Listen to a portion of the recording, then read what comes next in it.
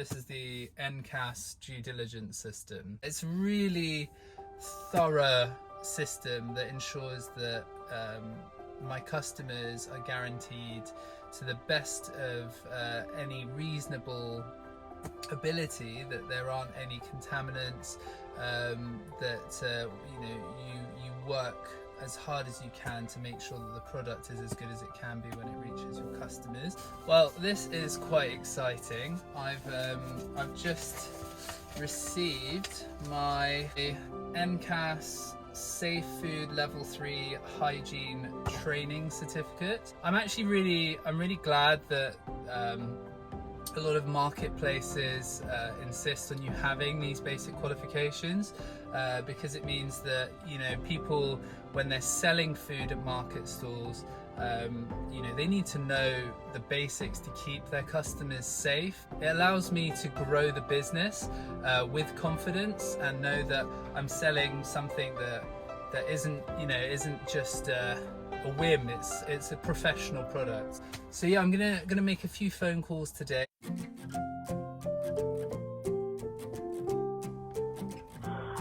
So is a legal requirement to have any portable appliances tested? Usually it needs to be done on an annual basis. Some appliances, depending on manufacturer instructions, do need to be tested every 6 months. But yeah, it is a legal requirement to get any electricals tested. Hi Robert, it's Atta. About the electrical test and the safety test for the van. I've got a coffee machine and a grinder, and then I've got four sockets. Yeah, no worries at all. I've just been reading through my pack. I've got to set up a few extra documents for COVID-19, and I've ordered in some antiviral cleaning products. Please leave your message after the tone. To re-record your message, key hash at any time. It's Atta calling from Bean Extract. Just wanted to call you to arrange for my inspection. It's pretty daunting when it first arrives, but you read through it and it kind of makes sense. Right, that's that done. So I've just finished my extra qualifications for my best practice. So I've done my fire safety, my health and safety, and my HACCP training, which basically covers me for the full kind of range of qualifications that go into running a catering business.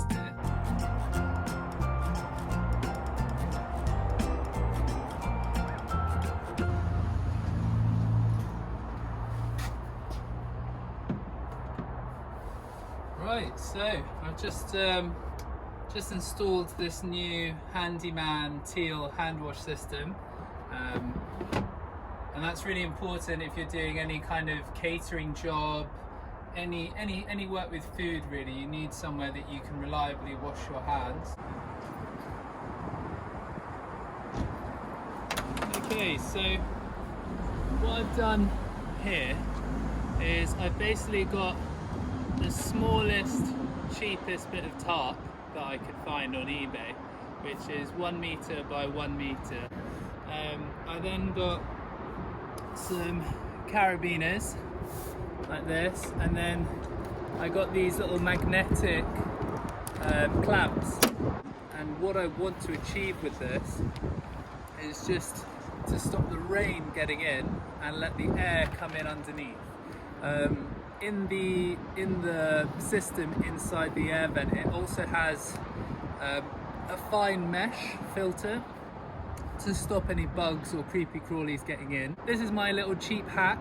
Yeah, it didn't cost me more than £30, and hopefully I'll update you when it next rains, and I'll let you know if it works. As part of the training that I did through NCASS, it sort of came to my attention making sure that all of the products I'm storing and keeping are at a safe temperature, whether they be in the fridge, the freezer, or stored in ambient temperature, what's recommended is that you measure the temperature daily, 3 times a day. Now, when I'm running a business on my own, that can be quite difficult. So, you know, and you don't want to forget because it's, you know, it's not very professional.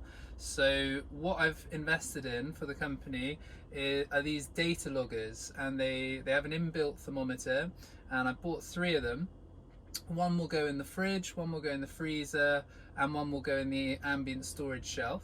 And these will continuously record data, and that way if the local environmental health officer wants to check that I'm storing all of my products correctly, then I'll have all the data to share with them.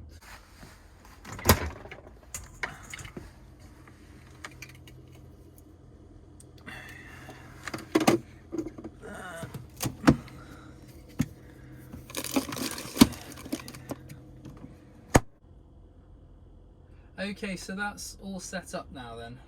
Brilliant. Okay, great. All right, thank you so much. Thank you. Brilliant. Cool. Right, so that's all my public liability and employer's liability insurance set up. So I'm just in B&Q at the moment, just picking up a few last items before the environmental health inspection. One of the things you need is a box, like to clearly mark for all the chemicals that you use for cleaning, so that's all. It's basically going to be a chemical store, and then a few gloves and things like that. So pretty much done here. I've just found out that the van needs an MOT in August, which is really not far away. I mean, that's less than 4 weeks away. And I haven't started trading yet, and the quote I got from Ford was around £800. Basically, I've done the math, and it comes to, if I basically do it myself, it will come to around £600. But yeah, I was like, I've been researching it like crazy. I've got a shopping list of all the parts I need, and I've spent hours looking at videos of how to replace brakes online. We'll see how it goes. But yeah, this is just the joys of van life. If I do my own brakes, I can calibrate them, I can service them whenever I want. If something goes wrong with them, I know what's wrong with them. So there's a lot of benefits to sort of getting over that initial fear of doing things yourself. The biggest fear with brakes, you know, is that literally these things are securing my home and my business. So, you know, putting that all on me, if something goes wrong with my brakes and my life, you know, so like when I'm driving, yeah. I've just had a delivery of my chalks, so I'm going to chalk up the logo and the menu.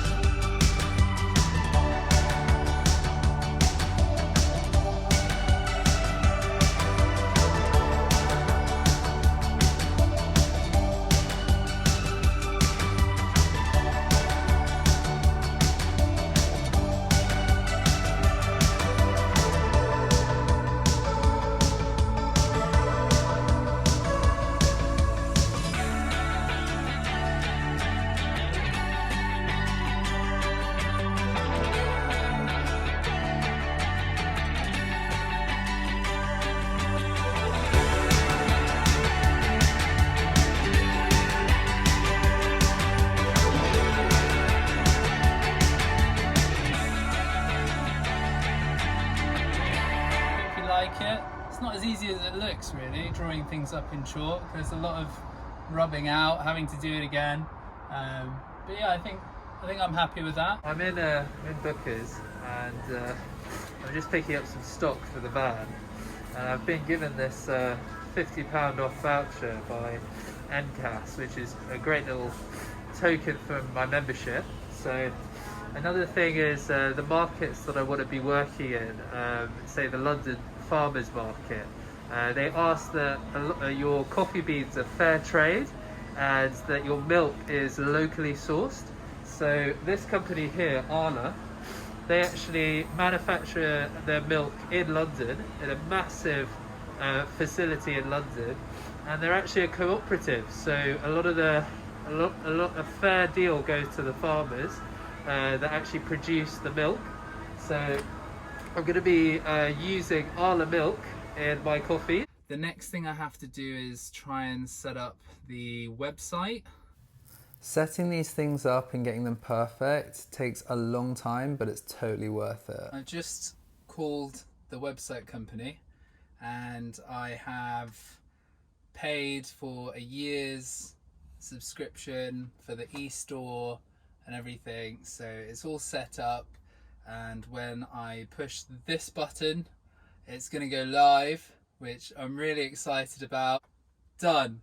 So that's it. It's live. I just wanted to give you a quick tour around the van with all the new health and safety signs that I've put up.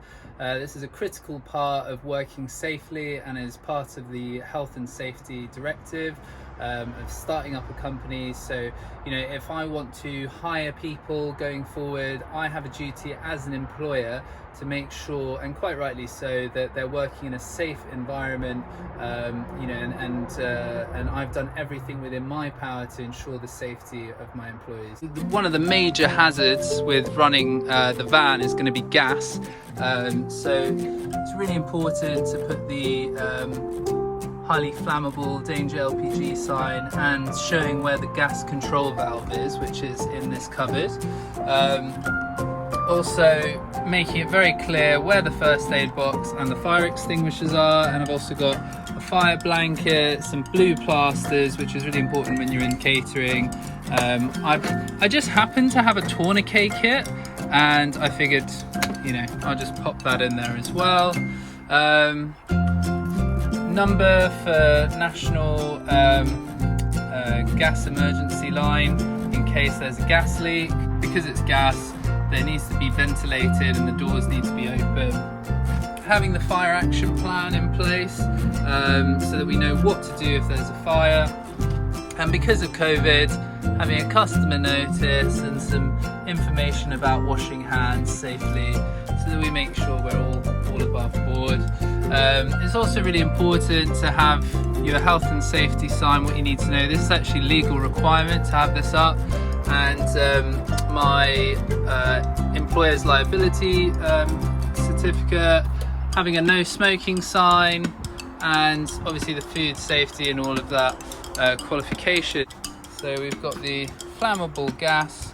Because I've got LPG in the van, you need to have a sticker on the door where, you know, say a firefighter or someone would go in, so they know where that gas is going to be. We've got some more signs. So you need to, it's recommended that you have 2 fire extinguishers. So I've got another one here for the engine. And then we've got the chemical store, which is all the chemicals used in the van are held here, and that prevents them, you know, accidentally contaminating any of the food or any of the product. So they're all kept there. And then here we've got the personal protective equipment there.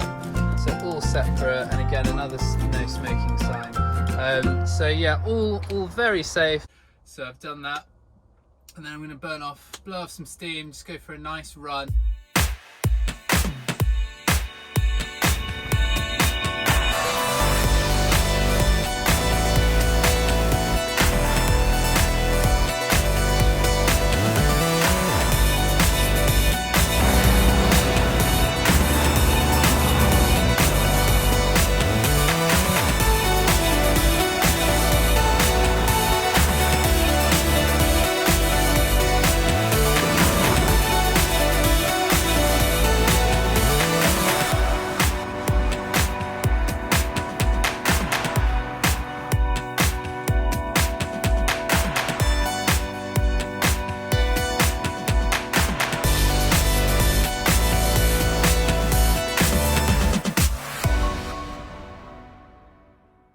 thought with this, I thought I'd kind of knock it out in a day, and it's kind of taken pretty much the whole week to get through and to internalize it and implement it. When you're setting up a business, it's you have to be like 10 different people at once. You have to be like the DIY guy, you have to be the accountant, you have to be, you know, the administrative guy, the health and safety guy. It's all a bit mad, but you know, you got to learn how to spin many plates. Hey folks, if you liked that video, don't forget to like and subscribe and hit that bell so you stay up to date with all of the latest developments coming from Bean Extract. And if you want to try the world's best coffee, head on over to beanextract.co.uk and grab yourself a bag. We ship all over the world.